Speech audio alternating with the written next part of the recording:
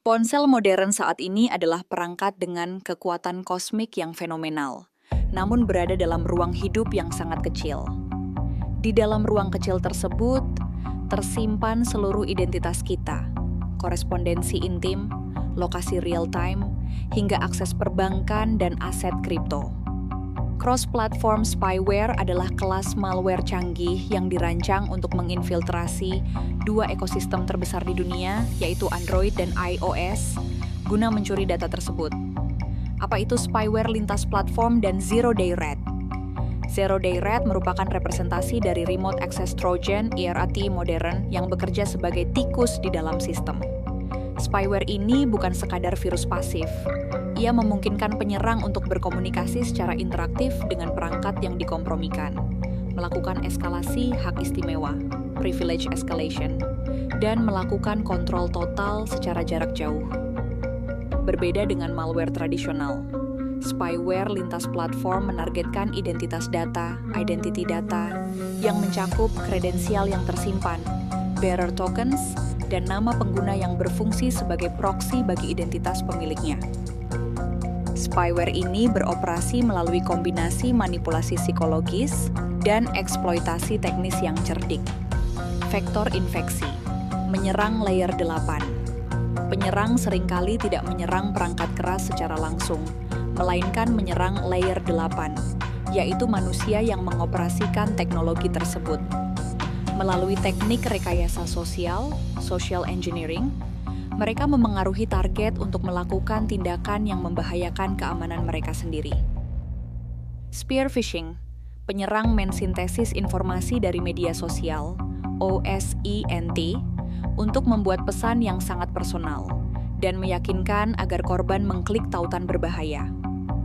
Phishing, voice phishing, penyerang menelepon langsung dan menyamar sebagai otoritas bank atau dukungan teknis untuk mencuri informasi sensitif secara lisan.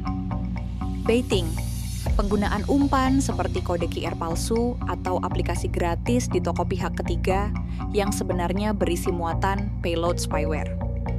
Mekanisme pencurian teknis. Setelah terpasang, Zero-Day Red menggunakan beberapa metode agresif untuk menguras aset finansial. Intersepsi, OTP, M10. Malware ini memiliki kemampuan untuk membaca SMS secara diam-diam. Seperti pendahulunya, Zitmo dan Fake Token, Zero-Day Red mencegat Mobile Transaction Authentication Numbers, IMTAN, atau kode OTP yang dikirim bank, sehingga penyerang dapat menyelesaikan transaksi ilegal tanpa diketahui pengguna. Pembajakan clipboard swap. Salah satu fitur paling mematikan dari Zero-Day Red adalah pemantauan sistem pasteboard, clipboard. Saat pengguna menyalin alamat dompet kripto dari aplikasi seperti Binance atau PayPal, spyware ini secara otomatis mengganti alamat tersebut dengan alamat milik penyerang di memori, sehingga dana dikirim ke tempat yang salah.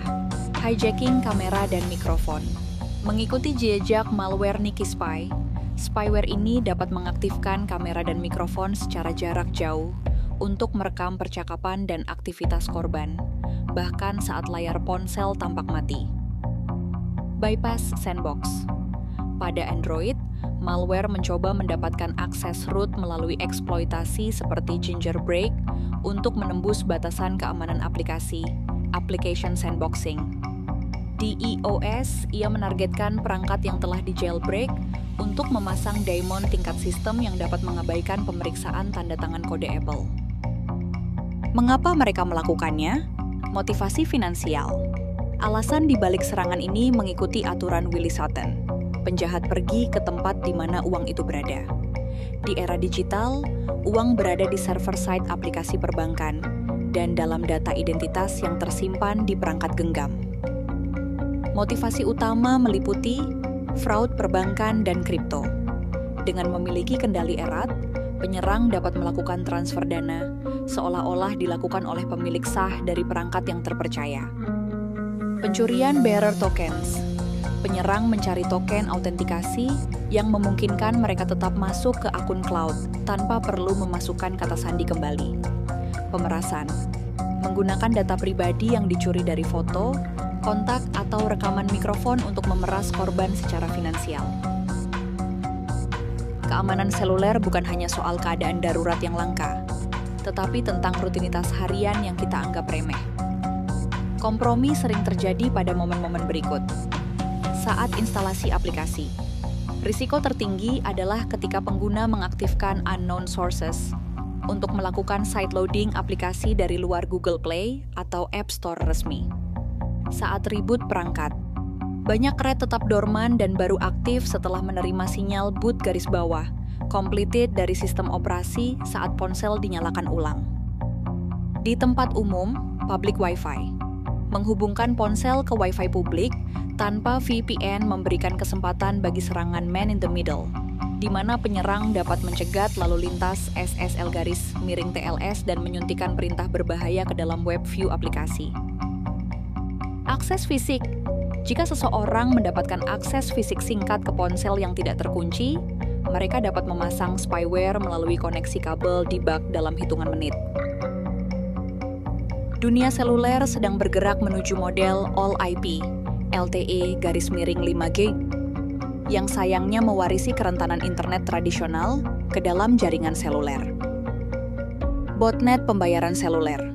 Kita akan melihat munculnya botnet yang terdiri dari ribuan perangkat yang terinfeksi untuk melakukan penipuan kartu kredit secara massal melalui serangan relay NFC. AI-driven phishing. Penyerang akan menggunakan kecerdasan buatan untuk mengotomatisasi pengumpulan OSINT, membuat pesan phishing hampir mustahil dibedakan dari komunikasi asli. Eksploitasi web view yang lebih dalam. Seiring aplikasi berpindah ke kerangka kerja lintas platform seperti Cordova, kerentanan pada satu jembatan JavaScript dapat mengekspos data di semua platform sekaligus.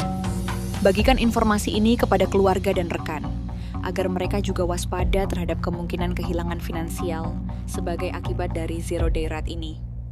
Subscribe channel ini jika Anda merasa cocok dengan informasi yang kami tampilkan, agar kami makin bersemangat mendalami topik-topik seputar keamanan ponsel ini. Panduan pencegahan. Membangun benteng digital Anda. Kesadaran adalah garis pertahanan terakhir. Gunakan checklist berikut untuk memastikan perangkat Anda tetap aman. 1. Gunakan passcode kuat. Gunakan PIN minimal 6 digit atau alfanumerik. Hindari pola sederhana dan bersihkan layar secara rutin untuk mencegah smudge attack yang dapat mengungkap pola kunci Anda. 2. Hanya sumber terpercaya.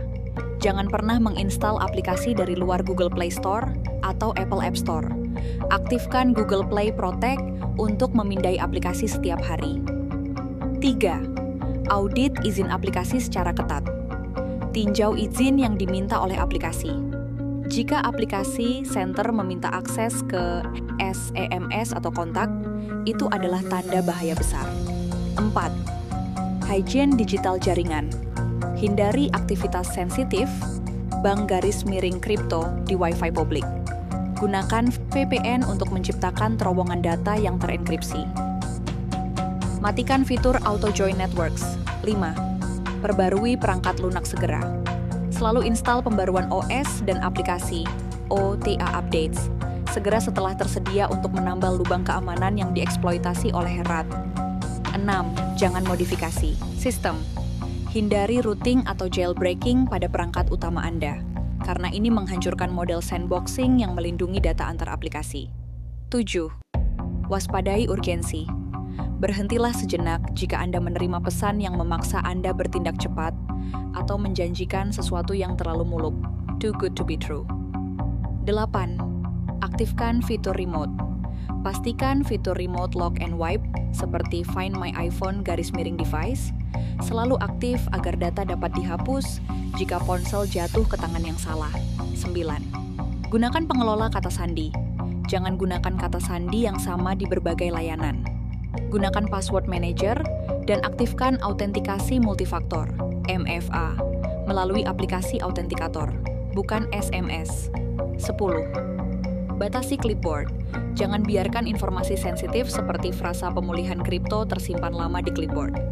Beberapa aplikasi memungkinkan Anda menonaktifkan fitur salin garis miring tempel untuk bidang sensitif. Kesimpulan, Ponsel Anda adalah dompet dan identitas Anda.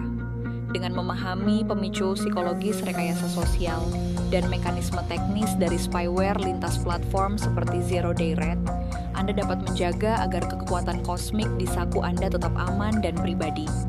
Tetap waspada, tetap aman, dan jangan lupa subscribe Zona Aman HP Channel agar tidak ketinggalan informasi menarik berikutnya.